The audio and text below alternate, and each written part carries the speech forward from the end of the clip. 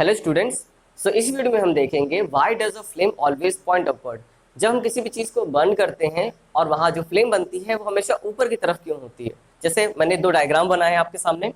First diagram में suppose एक simple candle है जिसे आप बर्न करते हो तो इसका फ्लेम कुछ ऐसा बनता है, तो हमेशा डायरेक्शन इसका ऊपर होगा। सपोज ये कैंडल है, अगर मैं इसको ऐसे भी कर दूं तो भी इसका जो फ्लेम बनेगा वो हमेशा ऊपर की तरफ होगा। और इन द सेम टाइम अगर आप सेम कैंडल को स्पेस में बर्न करो तो उसका जो शेप आएगा वो ऐसा नहीं आएगा, वो उस स्फेरिकल शेप में आएगा या डोम शेप में आएगा। तो ऐसा क्यों होता है, इन दोनों फैक्टर्स को हम इस वीडियो में समझेंगे। तो हम देखते हैं किसी भी फ्लेम के अपवर्ड होने का या ऊपर उठने का रीजन क्या है।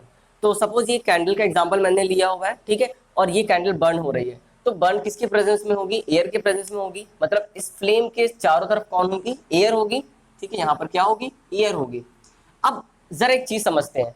अब एक एग्जांपल मैं आपको और बता दूं, जो हमारा ये फैक्टर है, जो एग्जांपल है फ्लेम के अपवर्ड होने का, मैं यहाँ पे लिख देता हूँ, इसको नोट भी कर लेना आप। फ्लेम के अपवर्ड होने का जो एग्जांपल है ये कहाँ से आया है? ये कन्वेक्शन से आया है। ठीक है, कन्वेक्शन, कंडक्शन, रेडिएशन तीन होते हैं। ठीक है, तो ये कन्वेक्शन का एग्जांपल है। अब देखिए क्या होगा, यहाँ आसपास एयर होगी। ठीक है, मान लेते हैं ये एयर के पार्टिकल्स हैं। ठीक है, एयर के पार्टिकल्स हैं ये पूरे। ठीक है, इसी में ऑक्सीजन भी होगी, नाइट्रोजन भी होगी, सारी गैसेस होगी, और ऑक्सीजन इसे बर्न करने में हेल्प कर रही होगी। अब जरा समझते हैं कि अगर ये फ्लेम जल रही है तो इसके पास वाली, जो सबसे पास वाली एयर होगी, ठीक है, सपोज ये वाली जो सबसे पास वाली एयर है, वो हॉट हो जाएगी, उसका टेम्परेचर बढ़ जाएगा इस फ्लेम की वजह से। ठीक है, ये बात समझ में आती है। तो और आपने पढ़ा हुआ है कि जो हॉट एयर होती है, हॉट एयर, वो हमेशा कहाँ जाती है? राइज करती है। क्या करती है? राइज करती है, हमेशा ऊपर उड़ती है। और जो ठंडी एयर होती है वो नीचे रहना पसंद करती है। ठीक है, तो यहाँ पर जो भी हॉट एयर हो जाएगी, मतलब जिसका टेम्परेचर बढ़ चुका होगा, अब वो क्या करेगी? अब वो ऊपर उठ जाएगी, ऐसे ऊपर उठ जाएगी। तो जैसे ही ऊपर उठेगी तो इसके स्पेस को कौन फिल करने आएगा? जो कंपेरेटिवली ठंडी होगी। ठीक है, ठंडी नहीं, कंपेरेटिवली ठंडी। यहाँ पर जो एयर होगी, जो कंपेरेटिवली लेस, थोड़ी सी हॉट होगी, या बोल सकते हो कूल होगी, तो यहाँ पर जो कोल्ड एयर होगी, ठीक, यहाँ पर क्या होगी? Cold air. और इसके पास में क्या होगी? Hot air. तो हॉट एयर तो ऊपर चली जाएगी, ठीक है, और कोल्ड एयर यहाँ पर इसके प्लेस पर इसका स्पेस फिल करने यहाँ से आ जाएगी। ठीक है, अब ये कोल्ड एयर फिर से फ्लेम के कांटेक्ट में आएगी और फिर से वो हॉट होके फिर से ऊपर चली जाएगी। फिर से वो हॉट एयर ऊपर गई, फिर से यहाँ पे हॉट एयर ऊपर गई, और फिर से जो कम कोल्ड एयर होगी फिर से इसके स्पेस को ऑक्यूपाई करने आ जाएगी, ऐसे। ठीक है, तो आप देख सकते हो ये प्रोसेस, ये जो साइकिल है, ये जो साइकिल है ऐसे जाने वाला, और ये यहाँ से दूसरी गैसेस का, कोल्ड एयर का आने वाला, ये साइकिल लगातार चलेगा। यहाँ से गैसेस ऊपर उठेंगी, गर्म होकर ऊपर उठेंगी, और कोल्ड एयर इसके स्पेस को ऑक्यूपाई करने आ जाएगी। ठीक है, तो ये साइकिल लगातार चलती रहेगी। अब इससे होगा क्या? इस फ्लेम को एक पुश मिलता रहेगा, कॉन्टिन्यूसली एक पुश मिलता रहेगा, जो इसे ऊपर उठाने में हेल्प करेगा, जिसकी वजह से ये फ्लेम कभी भी नीचे डाउन ही नहीं हो पाती, उसको ऊपर उठने में हेल्प मिलती है। ठीक है, तो this is only the reason कि जो हमारा फ्लेम होता है वो हमेशा अपवर्ड क्यों साइन करता है। ठीक है, इसके अलावा मैं आपको अब बताता हूँ कि अगर किसी भी फ्लेम को, सॉरी, अगर किसी भी कैंडल को या किसी भी चीज़ को हम स्पेस में बर्न करते हैं तो वहाँ पर शेप कैसा हो जाता है। अब हम देखते हैं सेकेंड केस। अगर हम सेम कैंडल को बर्न करते हैं स्पेस में जहां पर ग्रेविटी नहीं होती या बहुत ही कम होती है, माइक्रो ग्रेविटी से बोलते हैं, ठीक है, तो इसका शेप स्फेरिकल क्यों हो जाता है? इसे हम डोम शेप भी बोलते हैं। ठीक है, डोम शेप या स्फेरिकल शेप, ऐसा क्यों हो जाता है देखते हैं। तो अब आप बोलेंगे सर स्पेस में तो ऑक्सीजन ही नहीं होती, तो बर्न कैसे होगा? अगर हमने इसको इन्वायरमेंट दिया है ऑक्सीजन वाला, तब कैसा होगा? ऑक्सीजन की प्रेजेंस तो जरूरी है। तो मान लेते हैं इसके आसपास पूरी ऑक्सीजन है या गैस है, एयर है, ठीक है, मान सकते हैं, मतलब ऑक्सीजन इसको सप्लाई हो रही है। अब क्या होगा? ये फ्लेम तो वैसे भी हॉट होगी, ऐसा तो है नहीं स्पेस में जाके हॉट नहीं होगी, हॉट तो होगी। और इसके आसपास जो एयर होगी, ठीक है, हम तो एयर का एग्जांपल लेके चलेंगे, मान लेते हैं इसके आसपास जो एयर है, ठीक है, वो भी बर्न होगी, या एयर बर्न नहीं होगी, वो ऑक्सीजन बर्न होगी। और हम बोल सकते हैं कि जो एयर होगी वो हॉट हो जाएगी।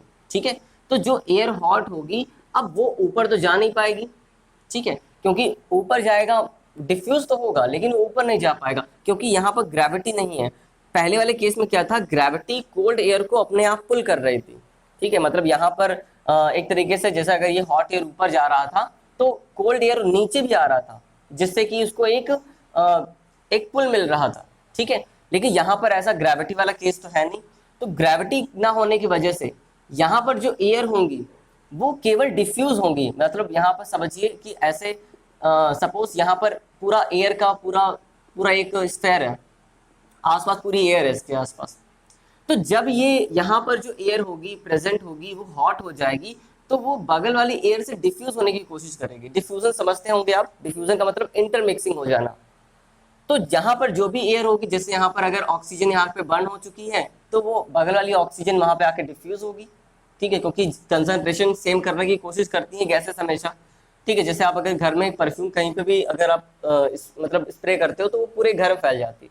तो वैसे ही यहाँ पर जो अपना जो गैसेस हैं वो कंसंट्रेशन सेम करने की कोशिश करती हैं। तो यहाँ पर जो भी एयर है, या हम बोल सकते हैं यहाँ पे जो ऑक्सीजन है वो तो बर्न होके चली गई, वो तो यूज हो गई। अब अगल बगल वाली जो ऑक्सीजन होगी वो इसको सप्लाई करने आएगी ताकि ये बर्न होता रहे, ठीक है। और बाकी जो हॉट एयर होगी वो इधर से डिफ्यूज होने लगेंगी, मतलब इंटरमिक्स होने लगेंगी दूसरी गैसेस के साथ। तो यहाँ पर गैसेस ऊपर नहीं जा रही हैं, यहाँ पर गैसेस आपस में ही इंटरमिक्स हो रही हैं, डिफ्यूज हो रही हैं, फैल रही हैं, ठीक है। तो अगर यहाँ पर जब कोई चीज ऊपर जा नहीं रही है, इसको नीचे से कोई पुल में ही नहीं मिल रहा है, अगर इसको नीचे से पुल मिलता रहे तो ये ऊपर चलती जाएगी, लेकिन पुल तो मिल नहीं रहा है, ये गैसेस आपस में ही डिफ्यूज कर रही हैं, जिसकी वजह से इसका शेप जो होता है वो ऐसे स्फेरिकल हो जाता है, डोम शेप का होता है, ठीक है। तो ये रीजन होता है कि अगर आप स्पेस में अगर किसी भी चीज को बर्न करते हो तो उसका जो शेप आता है वो कुछ ऐसा आता है, आप देख सकते हो कि आपके डायग्राम मैंने दिखाया होगा, ठीक है। तो in space under microgravity the flame, इसे हम बोलते हैं डोम फ्लेम, और पहले वाले को क्या बोलते थे, फ्लिकर। जो पहले वाला मैंने एग्जांपल दिया था, जो अर्थ पे मैंने एग्जांपल दिया था आपको, उसको उसकी शेप को हम बोलते हैं फ्लिकर शेप, ठीक है। और एक और मैं आपको एग्जांपल बताता हूँ। अगर सपोज ये एक आपके पास ये एक पेपर है, अगर इस पेपर को हम अगर स्पेस में बर्न करेंगे, नॉर्मल तो बर्न करते हुए आपने देखा होगा, अगर हम स्पेस में बर्न करेंगे तो अगर मैं इस एंड से बर्न करूंगा तो ये ऊपर नहीं उठेंगे इसके फ्लेम, ये इसकी एक हॉरिजॉन्टल प्लेन में जाती रहेंगी। जैसे ये आपका एक जो भी आपका पेपर है ये एक प्लेन में जाएंगे, इसके जो आपकी फ्लेम होगी वो एक प्लेन में जाएगी, मतलब ऊपर उठने का उसको चांस ही नहीं मिलेगा, due to this reason only. Okay, so I hope ये वीडियो आपको समझ में आई होगी। नेक्स्ट वीडियो में मिलते हैं किसी और टॉपिक के साथ।